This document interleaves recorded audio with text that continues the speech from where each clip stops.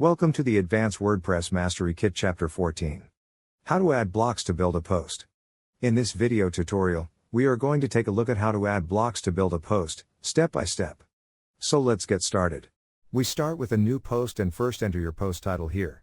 Then you can write your post content over here or insert a block. Click on this plus button and enter a paragraph. Now paste your post content over here as a paragraph. As you keep pressing enter, you will get new spaces to enter your blocks. Or you can click on this plus button and select paragraph from blocks to add new blocks in your posts. Now let's paste your content in these paragraph spaces. And once done, you can publish your post from this top publish button. Click on it and your post has been published. Now click on view post button and you can view how your post will look like. Click on edit post to edit it, and from this editor you can make more changes in your post. So this is how you can add blocks to your posts. Thank you for watching. Please proceed to Chapter 15. How to add images.